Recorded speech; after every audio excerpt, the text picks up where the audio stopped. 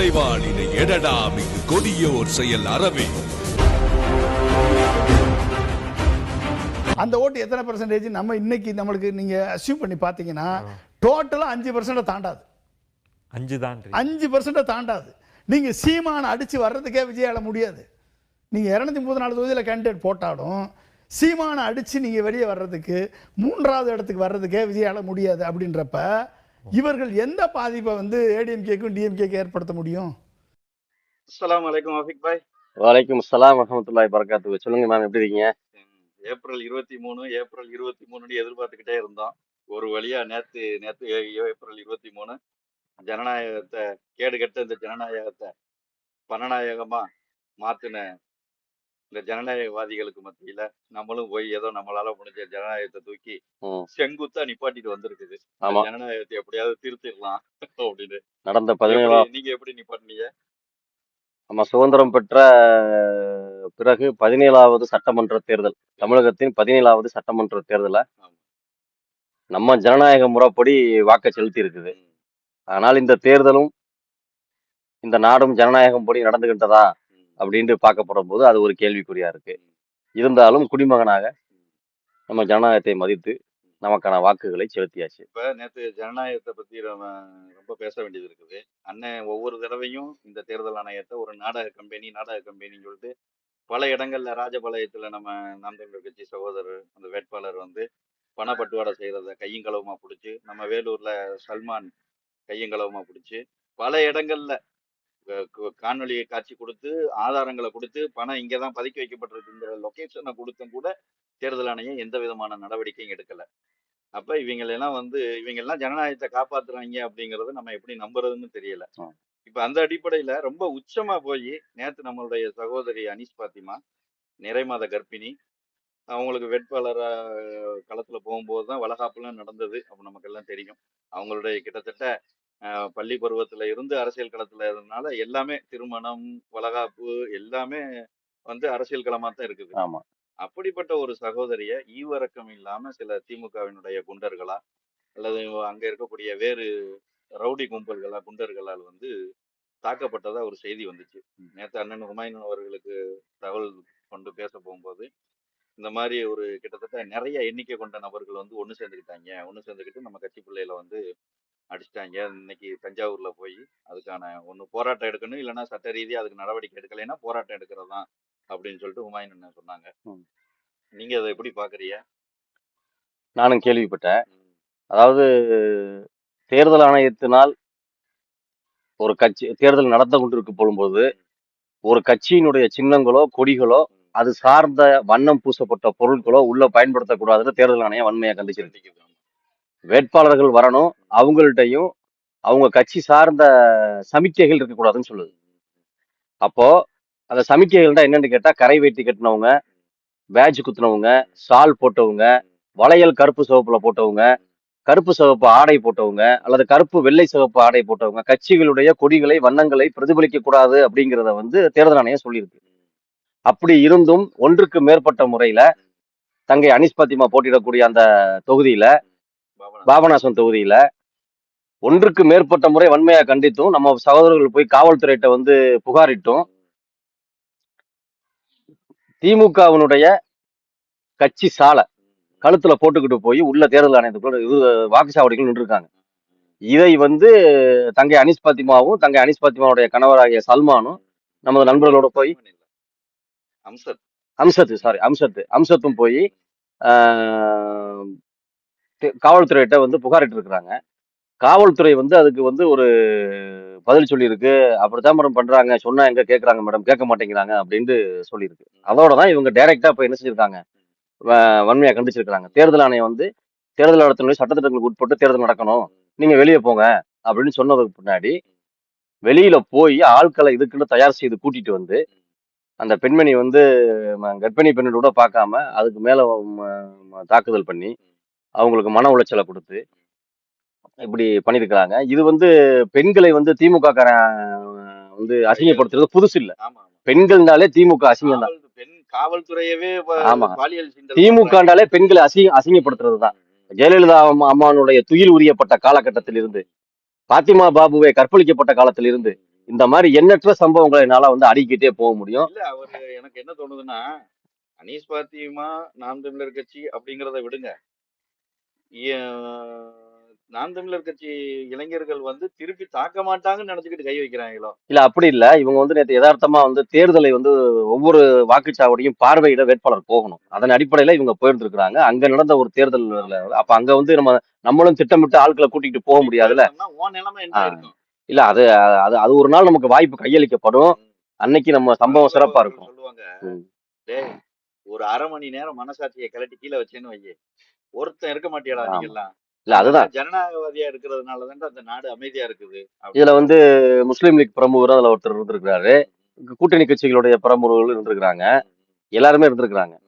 அதாவது எப்படின்னு கேட்டா அவங்களால வந்து என்ன சொல்றது, இத்தனை வருட காலமா நம்ம வந்து திராவிடத்தை தூக்கி சுமக்கிறோம்.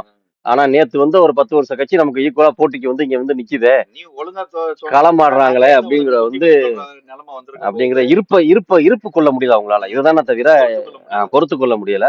இது பொறாமையின் உச்சத்துல செய்யறாங்க.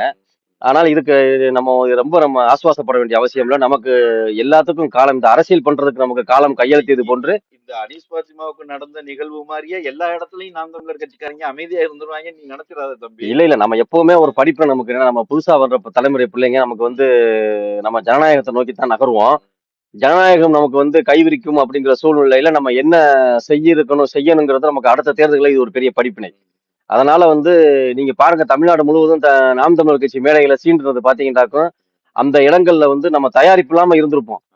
நம்ம அந்த மாதிரி சமயங்கள்ல தான் அமைதி வழி அப்படித்தான் நம்ம இருந்திருப்போம். வழியில போறதுனால. ஆனால் நம்ம கட்சியை கட்டமைக்கப்பட போடும்போது, நம்ம ஜனநாயகத்துக்குள்ள நுழையப்பட போடுறது இந்த மாதிரி சில அயோக்கியர்கள், பொறுக்கிகள், திமுக, அதிமுக, முஸ்லீம் லீக்கை சேர்ந்த பொறுக்கிகள், அயோக்கியர்களை நம்ம தயார் பண்றதுக்கு நம்ம அதுக்கும் தயாரா இருக்கணும் அப்படிங்கிறது நமக்கு படிப்பினை. அடுத்த தேர்தலில் நம்ம அதுக்கு தக்கன தயாராகும். எதிர்த்து தாக்குதல் அப்படிங்கிறது நமக்கு இல்ல. நம்மளை தற்காத்துக்கிறதுக்கு ஜனநாயகத்துல அரசியல் சாசன சட்டத்துல உரிமை இருக்குது. இல்ல ஜென்ரலாவே நம்ம அதை மானசீகமா பேச வேண்டியது இல்ல. இது வழக்கு, காவல்துறை நடவடிக்கை இப்படி இதை பத்தி நம்ம யோசிக்க வேண்டியது இல்ல. காலம் மறுபடியும் எங்களுக்கு ஒரு களத்தை கொடுக்கும், ஒரு வாய்ப்பையும் கொடுக்கும். அன்னைக்கு எல்லாம் செத்தாங்க. அண்ணன் சீமான் அவர்கள் சொன்ன மாதிரி இல்ல அன்னைக்கு செத்தாங்க.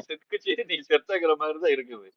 அதனால இந்த காணொலி வாயிலா திமுகவை சார்ந்தவர்கள் இந்த மாதிரி தாக்குதல் நடத்தி அச்சுறுத்திடலாம் நாம் தமிழர் கட்சி பிள்ளைகளை அப்படிங்கிறத இதோட கை விட்டுருங்க. நீங்க அதை பத்தி யோசிக்க வேண்டியது இல்ல. அவன் திமுக காரன் எத்தனை பேர் வந்தாலும் நம்ம பார்க்கலாம். ஏன்னா எல்லா பேரும் நிற போதையில இருப்பாங்க. புரியுதா உங்களுக்கு? எல்லாரும் இப்போ தேர்தல் அன்னைக்கு திமுக காரன் போல போதையில இருப்பேன், முஸ்லீமுக்கு காரன் போதையில தான் இருப்பேன். புரியுதா உங்களுக்கு? அதனால நம்ம அதை பத்தி யோசிக்க வேண்டியது இல்ல. நம்ம நேத்து நமக்கு வாய்க்கப்பட்ட களம் சரியில்லாம போச்சு. அந்த பெண்மணியை பாதுகாக்கக்கூடிய சூழ்நிலை போச்சு. அவங்க கர்ப்பிணியா இருக்காங்க, என்னமோ ஏதோ ஒரு அச்சம் நிலவிருச்சு, பதட்டம் நிலவிருச்சு. நான் அந்த செய்தியை பார்த்தேன். பார்த்துட்டு எப்பவும் 9 மணிக்கெல்லாம் தூங்க வேண்டியது, 10 மணி வரைக்கும் எனக்கு தூக்கமே வரல. திமுகண்டாலே பொம்பளை பொறுக்கித்தனம் தாங்க பண்ணுவாங்க. திமுக தலைவரே அப்படித்தானங்க. திமுகண்டாலே பொம்பளைங்களை தாக்குறது, பொம்பளைங்களை அசிங்கமா பேசுறது, பொம்பளைங்களை கண்ணியம் இல்லாம பேசுறது, பொன்முடி உட்பட, துரைமுருகன் உட்பட, சேகர் பாபு உட்பட. புரியுதா உங்களுக்கு? பெண்ணுக்கான பாதுகாப்பும், பெண்ணுக்கான அங்கீகாரமும், பெண்ணுக்காரிய சுயமரியாதையும் கொடுக்காத ஒரு கட்சி தான் திமுக. அவன் கட்சிக்கார பிள்ளைகளுக்கு கொடுக்க மாட்டான். அப்புறம் எப்படி நம்ம கட்சிக்கார பிள்ளைகளுக்கு கொடுப்பா நம்ம எதிர்பார்க்க முடியும்? ஆமா, புதுமை பெண் திட்டம். சரி, அடுத்து அப்படியே போய்கிட்டு இருக்க போகும்போது நேத்து வாக்கு செலுத்தின இடங்கள்லயும் பல இடங்கள்ல பிரச்சனைகள் அப்படிங்கிற மாதிரி எதுவும் வந்துச்சா? இல்ல அப்படி ஒண்ணும் பெரிய லெவலுக்கு பிரச்சனைகள் நம்ம தொகுதிகள்ல இல்ல. இருந்தாலும் கூட இந்த மாதிரியான சில அராஜகங்கள். பிரபு ஏதோ இதை எடுத்தாராம்ல, ஒரு போராட்டம் ஒண்ணு எடுத்தாராம்ல, வாக்கு செலுத்தின இடத்துல ஏதோ பிரச்சனையாகி போய் அப்படியே வாக்கு செலுத்திக்கிட்டு இருக்கும் போதே நடமா உட்காந்துட்டாராம்ல. இல்லையா, தெரியல, என்ன செய்தி தெரியல எனக்கு. நானும் அதை முழுமையா பாக்கல. நேத்து ஃபுல்லா தேர்தல்ல வாக்குச்சாவடிகளை பாக்குறது, வாக்குச்சாவடி பிரமுகர்களை பாக்குறது, நம்ம அந்த எலெக்ஷன் வேலையா வந்துட்டு இருந்ததுனால நமக்கு செய்தி கண்ணோட்டத்துக்குள்ள போக முடியல, மொபைல் யூஸ் பண்ண முடியல, செய்தி கண்ணோட்டத்துக்குள்ள போக முடியல. இன்னைக்கு தான் தெரியும் என்ன செய்திகள் அப்படிங்கிறது. பார்ப்போம் என்ன. ஆனா பெரும்பாலும் நைட்டு நான் பார்த்ததுல அமைதியான முறையில எல்லா இடங்களையும் நடந்திருக்கு. இந்த 1-2 இடங்கள்ல நடந்த செய்திகளை தவிர மற்றபடி அமைதியா நடந்திருக்குங்கிறது தான் செய்தி. வேற வாக்கு சதவீதம் எந்த அளவுக்கு நம்மளுடைய பூத்துகள்ல பதிவானது செய்தி வந்துச்சா? ஆமா, அதாவது எப்படின்னு கேட்டா, நம்ம பயந்த அளவுக்கு விஜய் நம்ம விட்ட தூக்கிட்டு போயிருவாரு, கொண்டுகிட்டு ஓடி போயிருவாரு, சதவீதத்தை தூக்கிடுவாரு, நம்மளை பின்னுக்கு தள்ளிடுவாரு அப்படின்ட்டு எல்லாம் செய்தியாளர்களும், செய்தி நிறுவனங்களும், தொலைக்காட்சிகளும், கருத்து கணிப்பாளர்களும் சொல்லக்கூடிய கட்டுக்கதை. அதை தவிர வேற ஒன்றும் இல்லை. அவங்களுடைய அந்த சேனலை, அந்த டிஆர்பியை ஏத்துறதுக்காக போடக்கூடிய இதுல தேர்தலுக்கு முன்னாடி நம்ம இதை பேச முடியல இடையில. இது ரெண்டே பேத்துக்கு தான் போட்டி. ஒன்னு டிஎம்கே, ஒன்னு டிவிகேன்னு சொல்லிவிட்டு ம். ஸ்டாலின் அவர்களுடைய தொகுதியில போய், ஸ்டாலின் அவர்கள் பிரச்சாரத்துக்கு வரல, அவர் தொகுதிக்கே போகல, அது வேற விஷயம்னு வைங்களேன். ஸ்டாலின் அவர்களை எதிர்த்தோ, திமுக காரங்களை எதிர்த்தோ, முக்கியமான திமுகவினுடைய பிரமுகர்களுடைய தொகுதிக்கு போயோ பிரச்சாரம் செய்யாத விஜய், காரைக்குடிக்கு மட்டும் வந்து பிரச்சாரத்தை செஞ்சு அண்ணன் சீமான் அவர்களுக்கும் எனக்கும் தான் போட்டிங்கிறத சொல்லாம சொல்லிட்டு போயிருக்காரு. கவனிச்சியல அத? இல்ல நம்ம இந்த தேர்தல் பரப்புரைகள்ல நம்ம பேச்சுக்கள்லையும் சரி இதுலயும் சரி இந்த தேர்தல் நம்ம தயாரிப்புக்கு உள்ளாகும் போது நம்ம விஜய் அவர் பொருட்டாவே நினைக்கல. நம்மளை பொறுத்த நமக்கு நினைக்கல. வந்து சித்தாந்த ஆனா ரீதியா இந்த குறுக்க இந்த ஆமா கௌசிக் நமக்கு வந்தா வந்து அப்படி சித்தாந்த ரீதியா நம்ம பிக்ஸ் பண்ணிருக்கிறது நம்ம வந்து யாரை நம்ம நிர்ணயிச்சிருக்கோம்னு கேட்டா திமுகவை தான் நிர்ணயிச்சிருக்கிறோம். ஏன்னா தமிழ் தேசியமா திராவிடமா தான் இப்ப இங்க நிலவுது போட்டி. அதுதான் யதார்த்தமான உண்மையான போட்டி.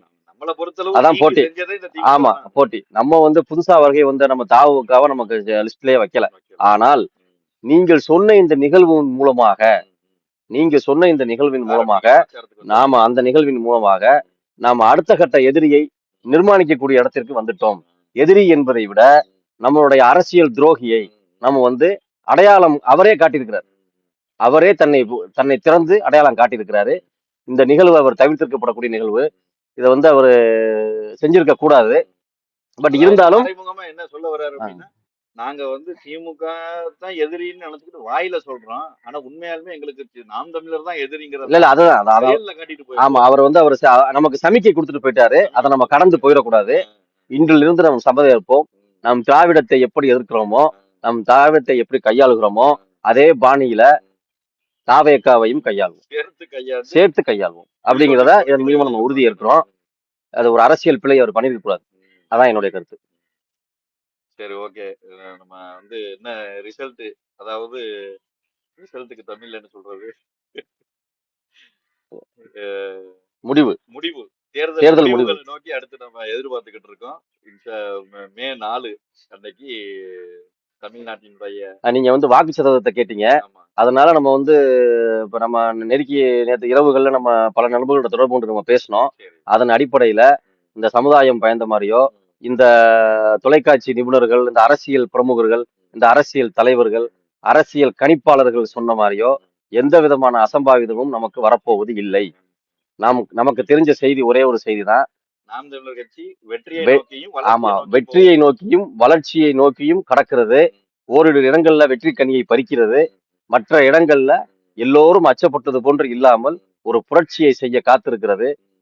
தமிழ்நாடு முழுவதும் வாக்கு சதவீதத்தை உயர்த்தி இந்த நாட்டில் இருக்கக்கூடிய அநீதிக்கு எதிராக ஒரு முழக்கமிடும் வகையில இந்த தேர்தல் அமைய போகிறது என்பதில் மாற்று கருத்து இல்லை. தேர்தல்ல ஒரு இஸ்லாமிய கட்சிக்கு ஒரு பெரிய ஒரு மாற்றம் ஒண்ணு நடந்திருக்குது. அண்ணன் சீமான் அவர்கள் நெல்லை முபாரக்க தாய் மதம் திரும்ப வச்சுட்டாரு. பாத்தீங்களா? இல்ல அது பல இடங்கள்ல இஸ்லாமியர்கள் தாய் மதம் திரும்பி இருக்கிறாங்க. அவர்களை நம்ம நம்ம அடுத்து வரக்கூடிய காணொலிகள்ல நம்ம வந்து அதை தோல்விப்போம். யாரெல்லாம் சீமானால் மாறினார்கள், தாய் மதம் திரும்பினார்கள், யாரெல்லாம் வந்து திராவிடத்தினால் தாய் மதம் திரும்பினார்கள்ங்கிறத நம்ம ஒரு காணொலி போட்டு நம்ம மக்களுக்கு நம்ம திரையிட்டு காட்டுவோம். அதுக்கு கடமையும் நம்மகிட்ட இருக்கிறது, அதுக்கு சாட்சிகளும் நம்ம இடத்துல இருக்கிறது. அதே மாதிரி என்னுடைய நண்பர் ஒருத்தர் இஸ்லாமியர் தான், இமாம் தான். ஆனா அவர் காங்கிரஸ் உடைய அபிமானி.